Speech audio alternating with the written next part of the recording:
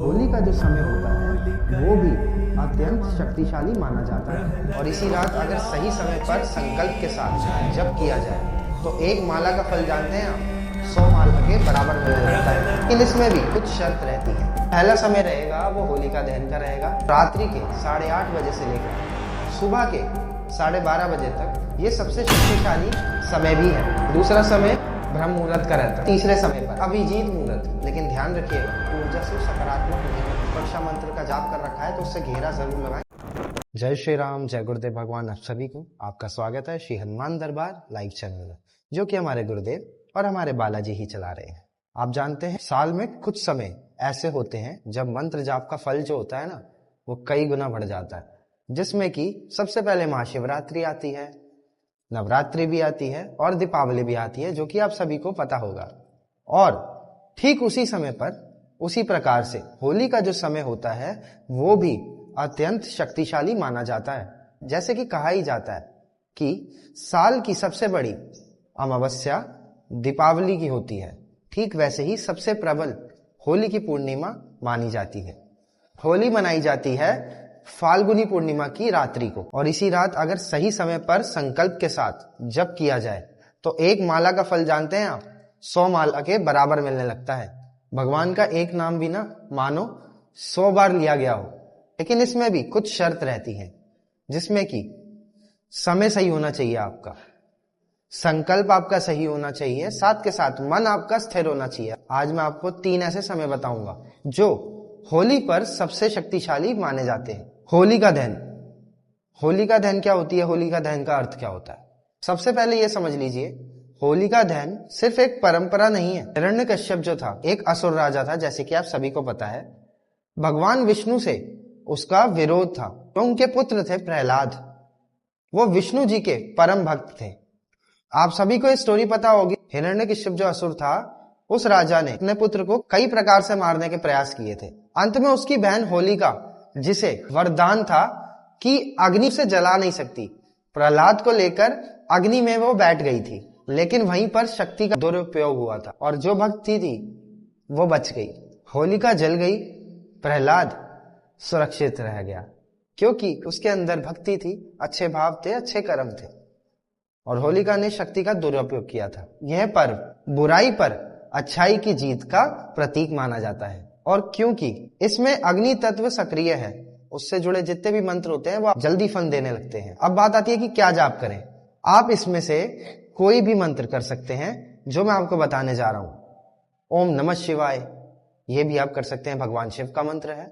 ओम दुम दुर्गाय नमः, जो कि माता दुर्गा का मंत्र है। ओम नमो भगवते वासुदेवाय, जो कि हमारे विष्णु जी नारायण जी का मंत्र है। हनुमान जी का मंत्र भी आप कर सकते हैं, जिसमें कि ओम हम हनुमते नमः, ओम हनुमते नमः या ओम हम हनुमते रुद्रात्मकाय हुम फट। देवी कवच या देवता के कवच का पाठ भी कर सकते हैं आप। मंत्र जो आप करेंगे वो मन में होना चाहिए, आपका मानसिक जाप। और 40 स्तोत्र और कवच का जो पाठ रहेगा वो आप बोलकर कर सकते हैं। अब बात आती है कि संकल्प कैसे ले। कई लोग ये पूछेंगे। एक पात्र में थोड़ा सा जल रखें आप अपने पास सबसे पहले, और अपने दाहिने हाथ में थोड़ा सा जल लें, 1-2 बूंद ले सकते हैं आप चाहे तो। फिर आपको उस जल को अपने हथेली पर रखकर अपना नाम लेना है, पिता का नाम लेना है और अपना एड्रेस बोलना है। और फिर कहें, मैं आज इस समय से इस समय तक इस मंत्र का जाप कर रहा हूं। इसके फलस्वरूप प्रभु मुझ पर कृपा करें, मुझे सुरक्षा दे, मुझे वृद्धि दे, मुझे सुख दे। जो भी आपकी मनोकामना है, जिसके लिए भी आप संकल्प ले रहे हैं, वो चीज आपको प्रभु को बता देनी कि आप इस कार्य की प्राप्ति के लिए ये साधना कर रहे हैं। फिर आपको जल धरती पर छोड़ देना है और स्थिर बैठ जाए, एकदम स्ट्रेट, ठीक है, रिलैक्स होकर। अब सबसे महत्वपूर्ण 3 शक्तिशाली समय जो होते हैं वो कौन से हैं, जो कि मैं आपको वीडियो में बताने जा रहा हूं। ध्यान से सुनिएगा, इस चीज को स्किप मत करिएगा, क्योंकि स्किप करेंगे तो आधी जानकारी आपको मिलेगी और उसका फल फिर आपको आधा ही मिलेगा। तो वीडियो को पूरा देखिए ताकि अच्छे से आपको हर चीज समझ आ सके डिटेल से।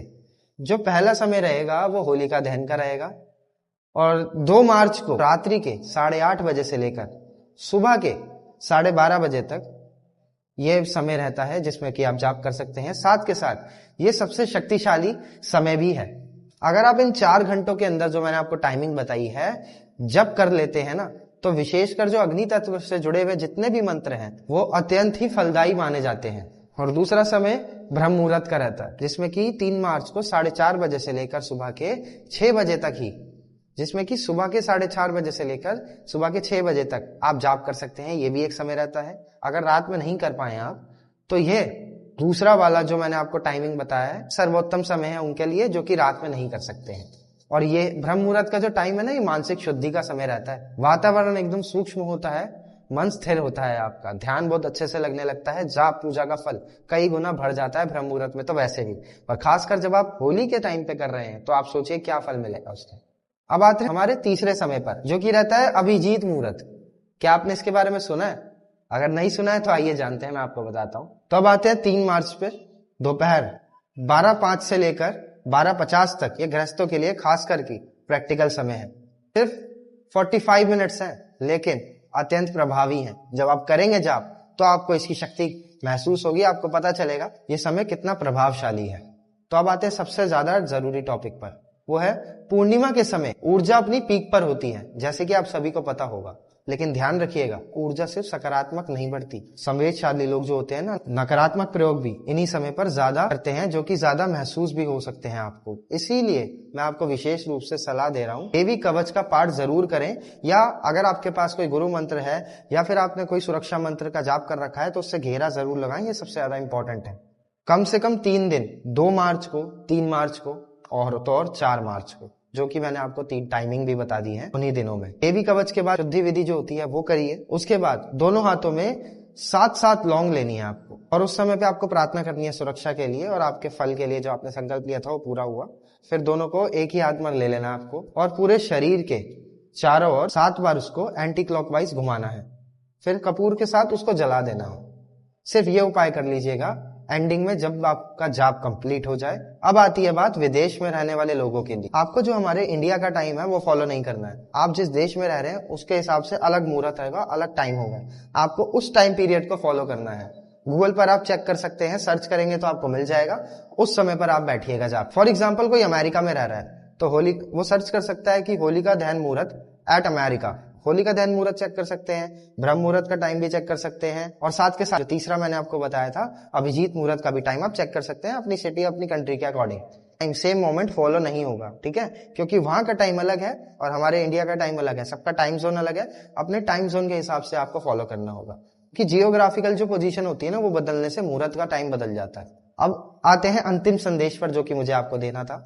आप अपनी साधना डर से मत करो, स्थिरता के साथ करो, पूरे विश्वास के साथ करो और पॉजिटिव माइंडसेट के साथ बैठिए, पूरी सुरक्षा घेरा के साथ। तो बहुत ही अच्छी कृपा आपको मिलेगी। जो भी फल आपको चाहिए वो आप प्राप्त होगा आपको प्रभु की कृपा से।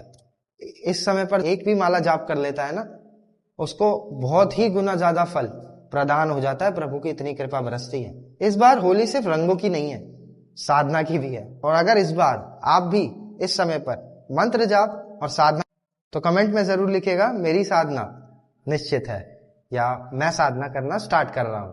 अगर आप चैनल पे नए हैं तो चैनल को सब्सक्राइब कर लीजिए और बेल आइकन को हिट करना मत भूलिएगा, ताकि आपके पास नोटिफिकेशन सबसे पहले आए जब भी वीडियो अपलोड हो। मिलते हैं आपसे ऐसी ही एक नई वीडियो में, तब तक के लिए जय श्री राम, जय गुरुदेव भगवान, जय बालाजी महाराज भक्त।